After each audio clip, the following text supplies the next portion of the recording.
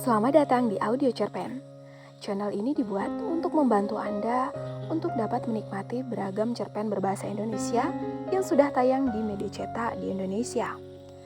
Jangan lupa untuk subscribe, like, komen, dan juga request cerpen yang ingin dibacakan selanjutnya. Audio Cerpen membantu Anda untuk tetap bisa menikmati cerita-cerita pendek dengan tanpa membaca. Selamat mendengarkan. Valentina, cerpen Daisy Rahmi, Jawa Pos 13 Juni 2021. Sepasang sepatu membuatku mengingat-ingat kapan kali terakhir ia pulang. Benda coklat tersebut tergeletak serampangan di dekat pintu. Sambil menghela napas, aku geser keduanya ke samping dengan kaki. Kemudian mengalihkan perhatian pada sosok lelaki yang berdiri di depan kompor, yang ditatap melirikku masuk. Lars memindahkan telur yang telah matang dari wajan ke piring dan membawanya ke ruang makan. Kubuatkan sarapan, ucapnya. Aku menuju kamar tanpa menjawab, melepas jaket dan menggantungkannya. Lars telah mulai menyuap ketika aku keluar. Kapan datang? Tanyaku. Baru saja, umamnya di sela-sela kunyahan. Kemana selama ini? Pertanyaanku diabaikan. Setidaknya kau bisa memberitahuku. Lars mendengus. Aku tinggal di sini bukan agar kau bisa bersikap seperti seorang ibu. Tak ingin memperpanjang, ku tarik kursi di seberang meja dan mulai makan. Sesaat tak ada yang bicara. Ada pos hari ini? Tanyanya tiba-tiba. Entahlah. Lars bangkit dan bergegas keluar. Ia kembali beberapa menit kemudian dengan setumpu amplop di genggaman. Kulanjutkan aktivitas mencuci piring tanpa keinginan bertanya. Ada surat untukmu. Terkejut, aku spontan berpaling. Lars membalikkan benda segi empat di tangan. Dari Doni. Kau kenal? Sesuatu berdenyut di dada. Aku menelan ludah. Letakkan saja di meja, jawabku kemudian melanjutkan pekerjaan yang terhenti. Bunyi pintu terbuka dan tertutup di belakangku. Laki-laki itu pasti masuk ke kamarnya dan tak akan keluar sampai sore seperti biasa. Aku berhenti mencuci, menekan pinggiran bak dengan tangan berbusa. Kelopak mata mulai terasa panas. Tidak siap menghadapi sepucuk surat yang berjarak semeter, sekaligus luka masa lalu yang dibawanya. Aku tak mengharapkan apa-apa lagi. Tidak surat atau yang lain sejak hari itu. Hari ketika hidupku yang sebenarnya dimulai. Aku tak percaya kau menunggu ayah dan ibu meninggal sebelum melakukan ini. Apa yang kau harapkan dari kami? Mendukungmu. Kalimat Marin dan Steffi terngiang bersamaan dengan mengucurnya air dari mulut keran. Mereka benar. Aku tidak sanggup melakukannya saat orang tua kami masih hidup dan berharap pengertian kakak-kakak perempuanku setelah keduanya tiada. Harapan berakhir dengan cercaan dan pengusiran. Lars satu-satunya kerabat yang memahami pilihanku. Aku bersihkan tangan, lalu meraih surat tersebut. Sudut bibir terangkat melihat gaya tulisannya masih sama. Besar, acak-acakan, dan condong ke kanan.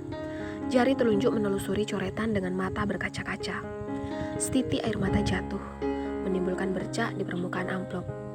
Gagang pintu kamar Lars bergerak. Tak ingin terpergok menangis, cepat kusurukkan ke saku dan bergegas pergi. Setelah 3 hari aku putuskan menemui seseorang yang bisa diajak bicara. Matahari tepat ada di puncak kepala ketika mesin mobil dimatikan. Sinarnya memantul di kaca gedung. Gadis cantik di meja resepsionis menyapa ramah.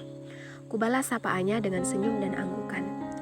Usai melewati selasar panjang, aku naik tangga dan mengetuk pintu di ujungnya. Aku ingin bicara, ucapku kepada si pembuka pintu.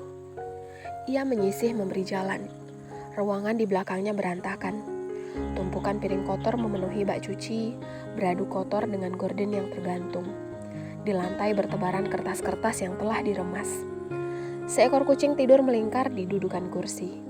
Hewan tersebut mengangkat kepala saat aku masuk dan menatap dengan mata hijaunya. Duduklah di mana kau suka. Aku dipecat minggu lalu, lanjutnya menjawab pertanyaan di sorot mataku. Kalau kau butuh bantuan, aku bisa mengurus diriku sendiri. Disingkirkannya kotak bekas makanan sebelum mengempaskan tubuh ke sofa. Ada apa? Mustahil kau jauh-jauh ke sini hanya untuk mengecek kondisi keuanganku. Memilih tetap berdiri, kuulurkan amplop yang masih tertutup. Bacakan untukku. Setelah membaca selembar surat, mata lawan bicaraku menyipit di balik kacamata. Ini dia. Aku mengangguk. Si lelaki meringis. Dia ingin bertemu. Ironis bukan? Diselipkannya lipatan surat ke dalam amplop, lalu mengembalikannya padaku. Tampilan luarmu memang telah berubah. Operasi memberi hidup yang kau inginkan. Tapi di dalam kau tetap saja bocah lelaki yang takut mengakui masa lalu. Aku menghindari tatapannya. Pria itu bangkit dan menepuk bahuku. Temui dia. Pulang dalam keadaan kacau, aku berusaha keras tidak membiarkan pikiran mengembara selagi mengemudi. Belum sepenuhnya yakin akan saran tersebut, tapi juga tak punya pilihan lain. Pembicaraan barusan sama sekali tak menolong. Perasaanku masih sama tertekannya seperti 3 hari lalu. Aku menghela napas dan menginjak pedal gas. Hal lain mengganggu setiba di rumah. Keningku berkerut melihat sepeda motor Lars tak ada. Sudah beberapa lama aku curiga. Kepergian misterius selama berhari-hari serta keengganan memberitahu mengisyaratkan ada yang tidak beres. Aku buka pintu kamar Lars dengan kunci duplikat dan menggeledah isinya. Amarah bergolak membuatku terpaku menatap sesuatu yang ditemukan. Ia telah memanfaatkanku. Yang ditunggu muncul 5 hari kemudian. Pemuda tersebut masuk rumah sambil bersiul kecil. Ia melirik tak acuh. Ayunan langkahnya terhenti menyadari diriku mengawasi gerak-geriknya. Ada apa? Kutunjuk 2 koper besar dengan gerakan kepala. Pergi. Sudah kukemasi semua milikmu. Kau masuk ke kamarku. Balasnya tercengang. Apa-apaan ini? Sebuah bungkusan coklat kulemparkan ke dekat kakinya. Bawa juga barang terkutukmu. Tunggu, aku bisa jelaskan. Aku tidak butuh alasan kau menyimpan narkoba, tukasku kejam. Aku ingin kau angkat kaki. Masalahku sudah banyak tanpa perlu kedatangan polisi untuk menangkapmu. Pria itu mendekat dengan siap mengancam. 2 tangan terkepal di sisi tubuh. Wajahnya beringas. Kutentang tatapannya.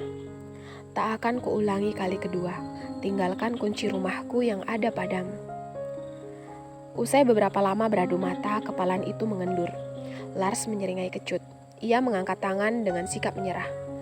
Baiklah, terserah. Diempaskannya anak kunci ke atas meja berbalik dan keluar sambil membanting pintu. Pagi yang basah dan dingin setelah hujan malam hari. Masih dalam balutan jubah mandi, ku keluarkan lembaran kertas dari amplop, membacanya untuk kali pertama. Keputusan itu dibuat tanpa pikir panjang. 5 menit berselang, aku telah dalam perjalanan ke stasiun, membeli tiket kereta api dan membiarkan mobil di parkiran. Kota yang selama ini dihindari kali ini jadi tujuan. Hangatnya sinar matahari mengiringi diriku saat menghampiri deretan taksi. Duduk bersandar di kursi belakang dengan telapak tangan lembab oleh keringat, aku abaikan ocehan si sopir yang sepertinya berniat jadi pemandu wisata dadakan. Perlu konsentrasi untuk membulatkan tekad. Taksi berhenti di seberang gedung. Aku masuk ke kafe, memesan secangkir kopi susu dan sebutir telur rebus sebagai pengisi perut. Memilih meja dekat jendela, berharap bisa melihatnya. Pesananku baru saja diantar saat sosoknya menyeberang jalan. Dia sama sekali tak berubah. Alis tebal menaungi sepasang mata yang bersinar cerdas. Setelan yang dikenakan mengingatkan aku pada hari terakhir kami bertemu. Aku tinggalkan makanan yang masih utuh, kemudian membuntuti pria itu dengan hati-hati, meski yakin ia tak mungkin mengenali. Yang diikuti masuk ke gedung, lalu membuka salah satu pintu di koridor. Kupejamkan mata dan menghitung sampai 10 sebelum melangkah maju. Perempuan dengan rambut dicat biru merespon ketukanku. Ada apa? Tak siap berhadapan dengannya, aku sedikit tergagap. Doni. Setelah mengamatiku dari puncak kepala hingga kaki, ia berpaling dan berteriak ke dalam. Doni, kemarilah. Langkah kaki mendekat. Laki-laki yang ingin kutemui muncul. Ada apa? Dia mencarimu. Bisa kita bicara berdua, selaku. Si biru memandang sinis lalu masuk. Doni menutup pintu sebelum menanyaiku. Apa yang bisa aku bantu, Nona? Ujung runcing pisau mulai menusuk hati. Ini lebih menyakitkan dari yang dibayangkan. Aku menelan ludah. Kau mengirim surat padaku. Maaf. Doni menerima amplop yang kuulurkan. Lama lelaki itu terdiam setelah membaca isinya. Kesulitan berkata-kata. Kau berubah, Valen. Valentina, koreksiku.